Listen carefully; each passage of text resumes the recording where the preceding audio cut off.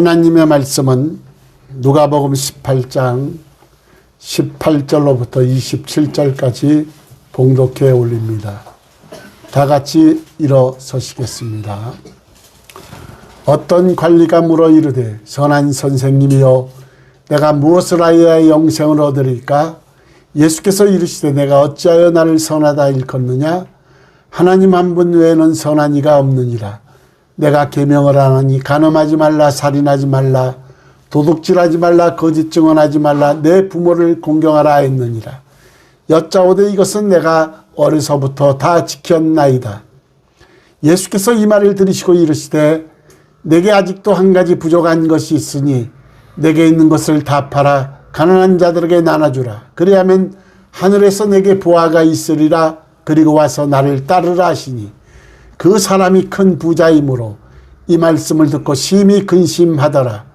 예수께서 그를 보시고 이르시되 재물 있는 자는 하나님의 나라에 들어가기가 얼마나 어려운지 낙타가 바늘기로 들어가는 것이 부자가 하나님의 나라에 들어가는 것보다 쉬우니라 하시니 듣는 자들이 이르되 그런즉 누가 구원을 얻을 수 있나이까? 이르시되 무릇 사람이 할 수 없는 것을 하나님은 하실 수 있느니라. 아멘. 앉으시기 바랍니다. 기도합니다. 고마우신 하나님, 감사 영광 돌립니다. 오늘도 저희들을 사랑하시고 하나님의 귀한 보화의 말씀을 주셨사오니 이 시간도 변함없이 부족한 종을 도구로 사용하여 주옵소서. 너희 눈은 봄으로 너희 귀는 들음으로 복 있다고 말씀하신 주님, 말씀을 받아 먹을 수 있도록 은혜 주시고 신비에 새길 수 있도록 이 시간도 우리 안에 계신 성령께서 주관하옵소서. 함께하여 주실 줄 믿사옵고 예수님의 이름으로 기도하옵나이다. 아멘.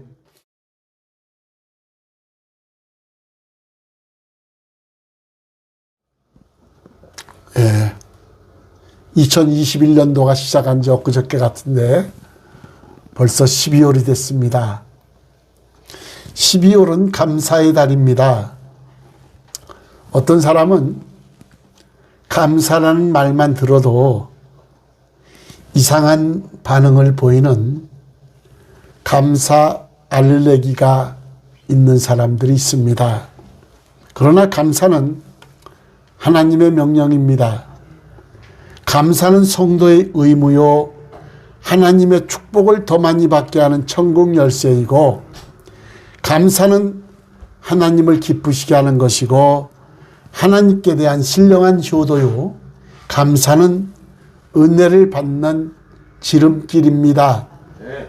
이 감사의 방법은 입으로 하는 감사가 있는데 곧 찬양입니다. 히브리서 13장 15절에 보니까 그러므로 우리는 예수로 말미암아 항상 무슨 찬송의 제사를 하나님께 드리자. 이는 그 이름을 증언하는 입술의 열매니라 그랬습니다. 시편 104편 33절에 보니까 내가 평생토록 여호와께 노래하며 내가 살아있는 동안 내 하나님을 찬양하리로다. 평생토록 여호와께 노래하며 살아있는 동안 내 하나님께 찬양하겠다는 겁니다. 시편 106편 1절에 보니까 할렐루야 여호와께 감사하라. 그는 선하시며 그 인자하심이 영원함이로다. 이렇게 말씀하고 있습니다. 감사의 방법은 입으로 하는 감사가 있는데 그 찬양이요. 두 번째, 몸으로 하는 감사가 있습니다. 몸으로 하는 감사는 헌신과 봉사입니다. 로마서 14장 8절에 보니까 우리가 살아도 주를 위하여 살고 죽어도 주를 위하여 죽나니 그러므로 사나 죽으나 우리가 주의 것이로다. 이렇게 말합니다.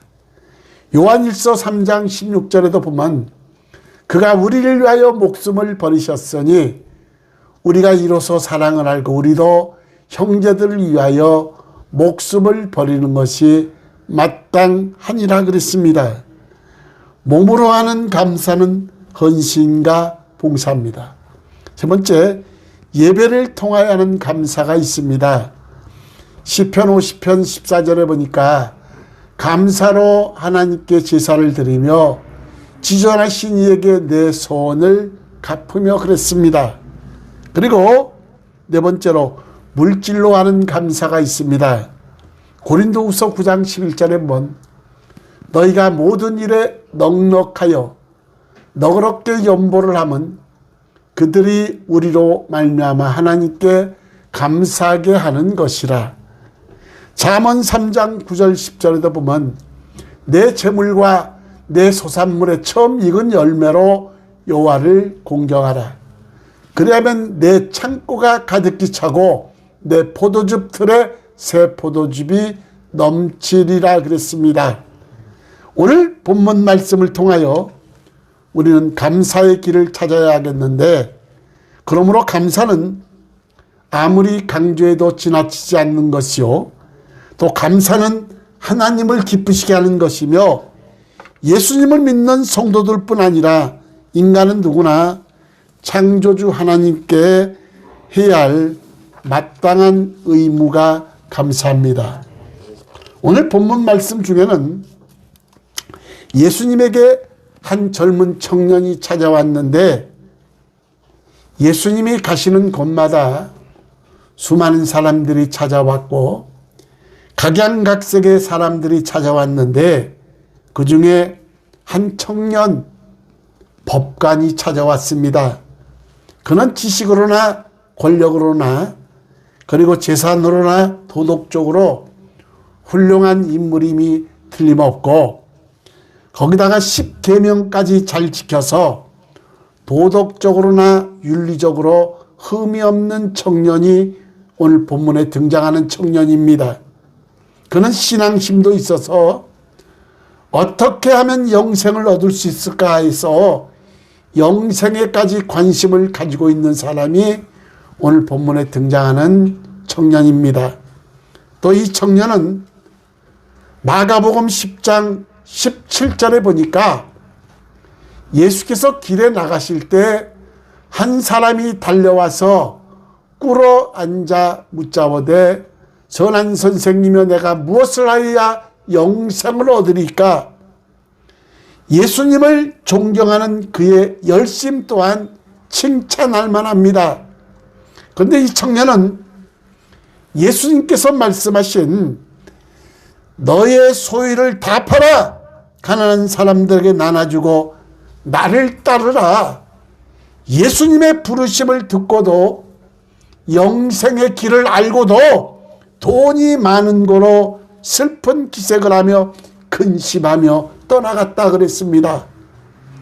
이 청년은 참으로 버릴 것은 버리지 못하고 영원히 예수 그리스도를 등지고 떠나간 그렇게 사람의 대표자가 되었는데, 이 청년은 계명을 잘 지켜서 율법적으로 흠이나 하자가 없는 사람이었고, 그러나 그에게 한 가지 부족한 것이 있었는데 바로 재물에 대한 욕심입니다. 그렇게도 열심히 영생의 문제를 해결하려고 했던 그가 그만 물질 문제에 부딪히자 심히 근심하며 예수님을 떠나갔다 그랬습니다. 디모데전서 6장 10절에 보면은 돈을 사랑함이 일만하게 뿌리가 되나니 이것을 탐내는 자들은 미혹을 받아 믿음에서 떠나 많은 근심으로서 자기를 찔렀도다. 돈을 사랑하는 자는 세 가지가 있는데 일만 악의 뿌리가 된다는 겁니다. 저는 돈을 좋아합니다. 저도. 근데 하나님을 사랑해야죠. 돈을 사랑하면 일만 악의 뿌리가 되고, 그리고 이 돈을 탐내는 자들은 미혹을 받아 믿음에서 떠나게 하는 것이 돈이요, 또 많은 근심으로 자기를 찌르는 게 돈이라는 겁니다. 여러분, 재물에 눈이 멀었던 종 게하시는 문둥병에 걸려서 평생 고생하다 죽었고, 재물에 눈이 멀은 가룟 유다는 예수님을 팔아먹는 매국노의 대표적인 인물이 되었고, 그리고 아나니아와 삽비라 부부는 성령을 속이다가 즉사하였고, 나봇의 포도원을 탐내어 나봇을 죽이고 포도원을 빼앗은 아방은 전쟁에 죽어서 그의 피를 개들이 핥았다, 이렇게 기록하고 있습니다. 이렇게 재물에 눈이 어두운 성경에 보면 수많은 사람들이 있는데 그들은 한마디로 불행한 자들입니다. 오늘 우리들은 이 부자 청년에게서 많은 것을 배울 수가 있는데, 첫째, 이 청년은 다른 사람들보다 몇 배 행복의 조건을 가지고 있었습니다. 이 청년은 부족한 것이 없었는데 부귀, 재물, 권세, 문벌, 젊음, 건강, 거기다가 금상첨화로 십계명까지 잘 지키는 훌륭한 사람이었다는 겁니다.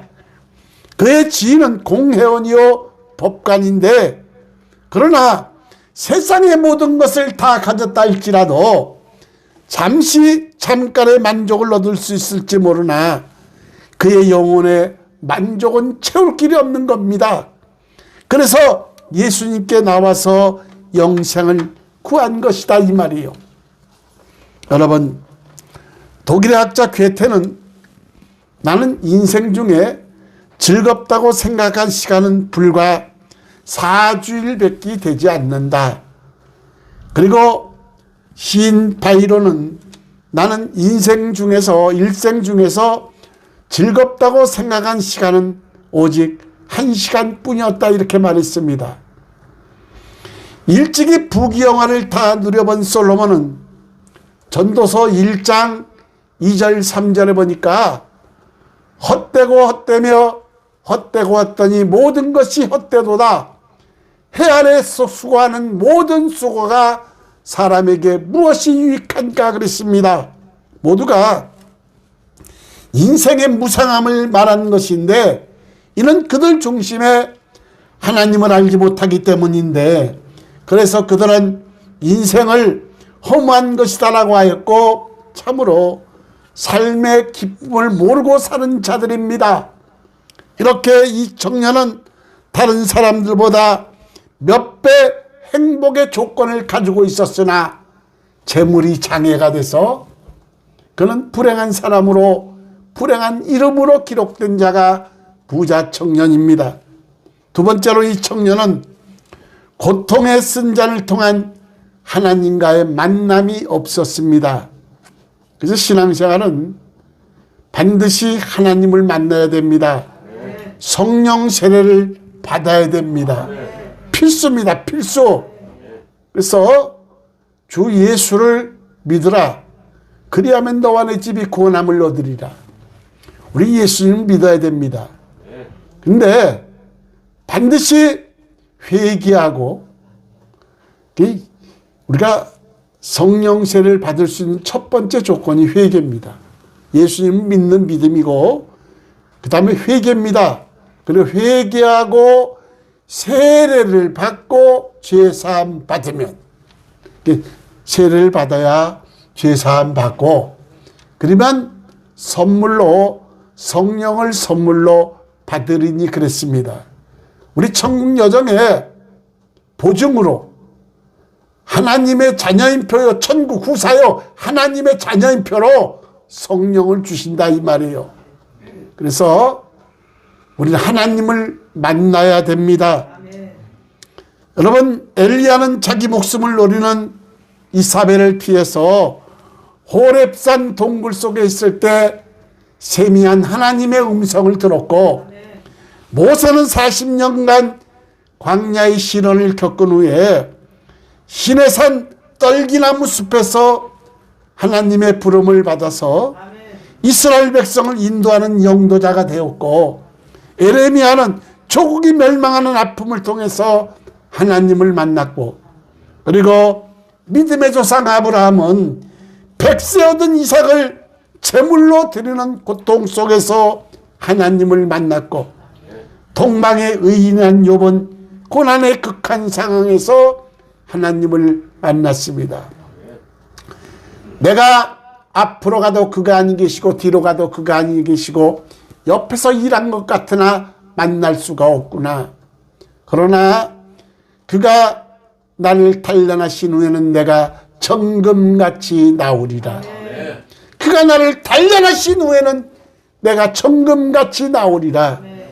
내가 그의 발걸음을 바로 따랐고, 그리고 일정한 음식보다 그 입의 말씀을 더 귀히 여겼고, 그런 일이 그에게 많이 일어난다는 겁니다. 여러분, 그런데 오늘 본문 말씀의 부자 청년은 이와 같은 눈물과 피나는 아픈 하나님을 만나는 경험이 없었는데, 아마 이 청년은 부모 덕분에 고생하지 않고, 그리고 공부 잘하고 재물의 풍요로움을 누렸을 것인데, 그리스도의 사람, 하나님의 사람은 반드시 고통의 쓴잔을 통해서 하나님을 만난 흔적을 지닌 사람이 되어야 된다, 이 말이에요. 아멘. 여러분, 사도 바울은 갈라디아서 6장 17절에 보니까 이후로는 누구든지 나를 괴롭게 하지 말라. 내가 내 몸에 무엇을 예수의 흔적을 지니고 있노라 그랬습니다. 여러분, 예수님의 흔적이란 예수님께서 십자가상에서 고난을 당하신 것처럼 우리들도 예수님 때문에, 신앙 때문에 당하는 고난과 시련을 뜻한다, 이 말이에요. 이 청년은 인생의 아픔이란 전혀 없었고 그의 일생은 아니라고 순탄했고 그저 도덕적으로 율법적으로 살면 될 줄 알았습니다. 그래서 이 청년은 십계명을 잘 지켰고 도둑질하지 않았고 거짓말도 안 했고 간음도 안 했고 나쁜 짓도 하지 않았고, 그러나 무엇보다도 중요한 것은 이 청년에게 영생의 기쁨이 없었다는 거예요. 영생은 곧 유일하신 참 하나님과 그의 보내신 자 예수 그리스도를 아는 것이 영생이라 그랬습니다. 영생은 뭐라고요? 영생은 곧 유일하신 참 하나님과 그의 보내신 자 예수 그리스도를 알고 믿는 것이 영생이 있다 그랬습니다. 여러분, 그래서 구원의 확신이 없으니까 인생의 참 의미도 모르고 그리고 만족감도 없었는데, 남이 보기에는 행복하게 보였을 줄 몰라도 그 인생은 너무나 무의미했고 영적으로 바닥친 인생이다, 이 말이에요. 그러므로 이 청년은 예수님 앞에까지 왔으나 돌아가고 말았습니다. 이 청년은 주님 앞에 나와서 무릎을 꿇었는데, 세상 사람들은 예수님을 나사렛 출신 요셉의 아들 몫으로 알고 있었으나, 그러나 이 부자 청년은 예수님을 선지자로 알았던 겁니다. 그래서 예수님 앞에 나와서 선한 선생님이요, 내가 어떻게 하면 영생을 얻을 수 있습니까? 그러자 예수님께서는 계명을 지키라고 하시자, 그런 것들은 어려서부터 다 지켰나이다라고 자신 있게 대답한 자가 이 청년입니다. 여러분, 누가복음 18장 22절에 보면 예수님은 그에게 다시 말씀하십니다. 내게 아직도 한 가지 부족한 것이 있으니 내게 있는 것을 다 팔아 가난한 자들에게 나눠주라. 그리하면 하늘에서 내게 보화가 있으리라. 그리고 와서 나를 따르라. 그러자 누가복음 18장 23절에 보면 그 사람이 무엇이므로 큰 부자이므로 이 말씀을 듣고 심히 뭐하더라? 근심하더라 그랬습니다. 예수님은 이 부자 청년의 그 가장 큰 약점이 무엇인지 알았다는 겁니다.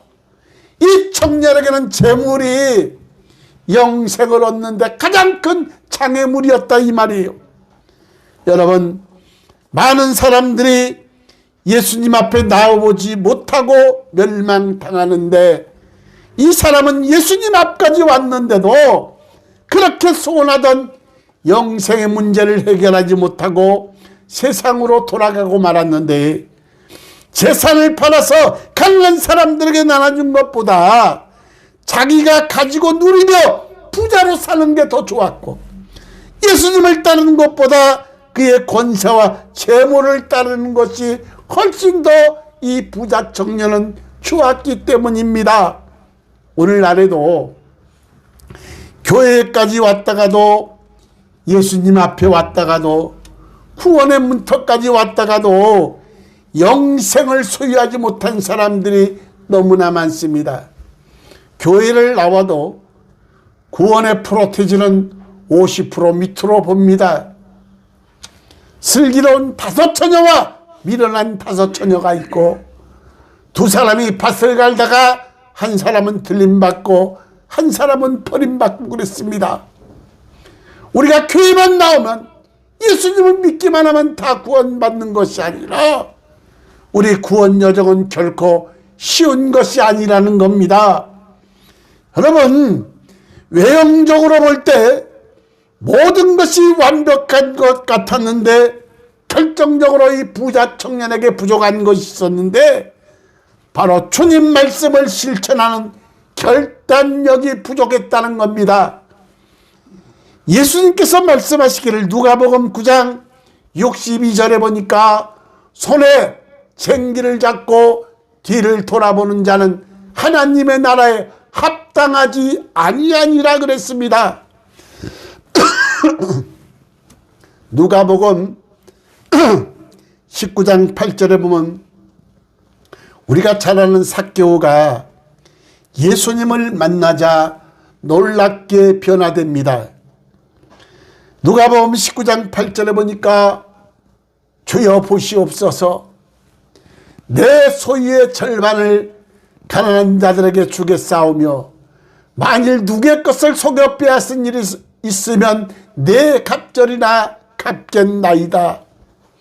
매국노 소리를 들으며 사정없이 모았던 그 재산이 주님을 만나자 놀랍게 변화되는데, 그 많은 재산이 아깝지가 않았습니다. 주여 보시옵소서, 내 소유의 절반을 가난한 자들에게 주겠사오며, 만일 누구의 것을 속여 빼앗은 일이 있으면 내 갑절이나 갚겠나이다. 누가복음 19장 9절에 보니까 주님께서 이렇게 선포합니다.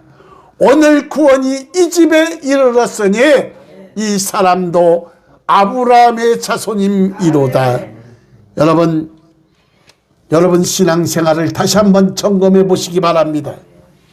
내 생각에는 잘하는 것 같은 생각이 들고, 이만하면 되겠자고 생각하는 분은 안 계십니까? 여러분에게 부족한 것이 무엇인지 깨달아야 되는데, 세상을 택할 것인지 영생을 택할 것인지 분명히 해야 되는데, 바라기는 우리 성교회 성도들은 영생의 문턱에서 뒤돌아서는 결코 어리석은 자가 되지 않기를 다시 한번 주님의 이름으로 부탁합니다. 네 번째, 영생의 길은 좁고 험하며 어려운 길이다. 부자 청년은 영생을 얻기 위해서 예수님 앞에 나왔다가 오히려 재물 때문에 근심하며 돌아갔다 그랬습니다. 이 청년에게는 재물이 영생길의 장애가 되었는데, 예수님은 근심하며 돌아가는 그의 뒷모습을 보며 말씀하시기를, 누가복음 18장 24절에 보니까, 재물이 있는 자는 하나님의 나라에 들어가기가 얼마나 어려운지, 낙타가 바늘 끼로 들어가는 것이 부자가 하나님의 나라에 들어가는 것보다 쉬우니라, 이렇게 말씀하셨습니다. 여러분, 예루살렘 성문 옆에는 작은 문이 있는데, 이 문을 바늘문 이렇게 말합니다. 밤이 돼서 성문이 닫히면 이 비상문으로 통행을 하는데, 그런데 낙타에 짐을 싣고 온 사람이 이 문을 통과하려면 짐을 다 내려놓고 땅에 완전히 엎드리게 하고, 한 사람은 앞에서 끌고 또 한 사람은 뒤에서 밀고 해야 들어가는 비상구입니다. 이같이 천국 영생의 길은 세상의 모든 죄짐을 내려놓고 겸손히 엎드려야 들어갈 수 있는 길이 영생의 길이다, 이 말이요. 그래서 사도 바울은 이 영생의 길을 가기 위해서 세상 부귀와 권세, 영화명예 모두를 버리고 주님의 사도가 되었습니다. 사도 바울은 그런 히브리인 중에 히브리인 베냐민 지파 사람이요, 그 당시 최고석학인 가말리엘 문화생으로 있었고, 지금의 국회의원 공회원이었고, 유대인 6,000명 안에 드는 바리새인이었는데, 그가 예수 그리스도를 얻기 위해서 모든 것을 배설물로 여겼다 그랬습니다. 여러분, 베드로도 예수님을 따르기 위해서 배와 금을 가족들까지 모두 버리고 주님을 따라서 제자가 되었고, 그리고 우리들의 앞서 가진 모든 믿음의 선진들은 모두가 이 길로 갔다는 겁니다. 여러분, 아무리 어려워도 포기하지 마시기 바랍니다. 아무리 어렵다고 해도 주님이 가셨으니 우리도 가야 된다, 이 말이에요. 끝까지 돌아서지 말고 앞만 보고 전진하는 여러분 되시길 주님의 이름으로 축원합니다. 다섯 번째, 축복받는 길도 결코 쉬운 길이 아니다.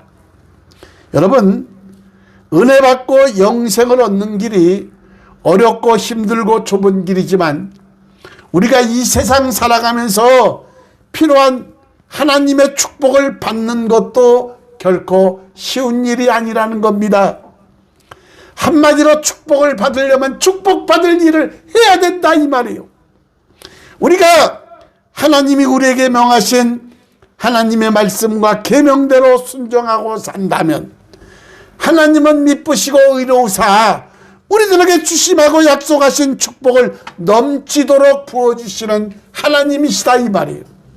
신명기 28장 1절 2절에 보니까, 내가 내 하나님 여호와의 말씀을 삼가 듣고 내가 오늘 내게 명령하는 그의 모든 명령을 지켜 행하면 내 하나님 여호와께서 너를 세계 모든 민족 위에 뛰어나게 하실 것이라. 내가 내 하나님 여호와의 말씀을 모하며 청정하면 이 모든 복이 내게 임하며 내게 이르리니 그랬습니다. 이사야 1장 18절 20절에 보면 여호와께서 말씀하시되, 오라 우리가 서로 변론하자. 너희의 죄가 주홍 같을지라도 눈과 같이 여질 것이요 지렁같이 붉을지라도 양털같이 희게 되리라. 너희가 즐겨 순종하면 땅의 아름다운 소산을 먹을 것이요 너희가 거절하여 배반하면 칼에 삼켜지리라. 여호와의 입의 말씀이니라. 말씀을 맺습니다. 오늘 부자 본문에 나오는 부자 청년 관원 이야기는 우리에게 많은 것을 생각하게 하는데, 이 부자 청년은 예수님 앞에서 당당했습니다. 자신 있게 자기는 어려서부터 계명을 지켰다고 큰 소리 쳤습니다. 그러나 그는 착각하고 있었는데, 오늘날에도 이 부자 청년과 같이 착각하는 성도들이 많이 있다, 이 말이에요. 많은 사람들이 종종 착각하고 있는데, 이만하면 되겠지, 이 정도면 되겠지 하며 자신을 과대평가하고 있다, 이 말이에요.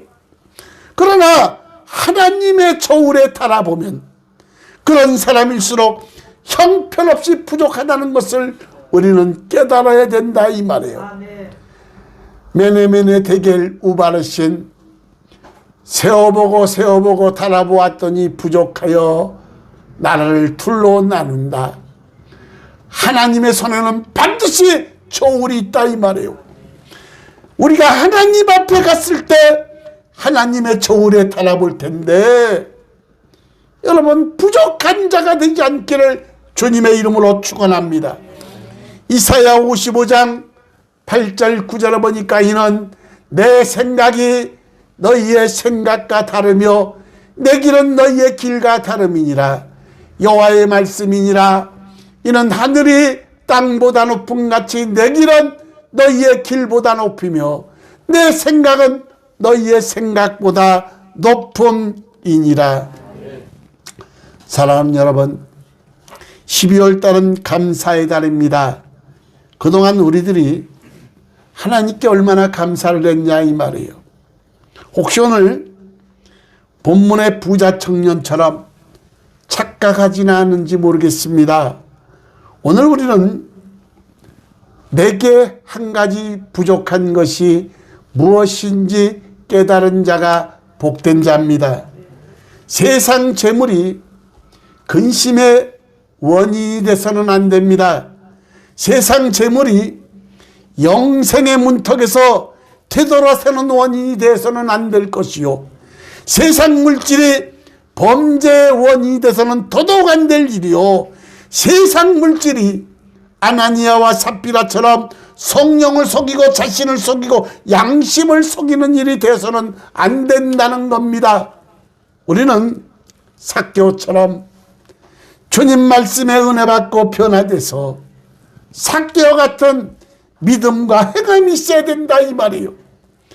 자신의 재산의 반을 가난한 사람들에게 나눠주므로 예수님으로부터 오늘 구원이 이 집에 이르렀으니 이 사람도 아브라함의 자손이라고 말씀하셨던 것처럼 오늘 이와 같은 역사가 우리 성원께도 일어나기를 주님의 이름으로 축원합니다.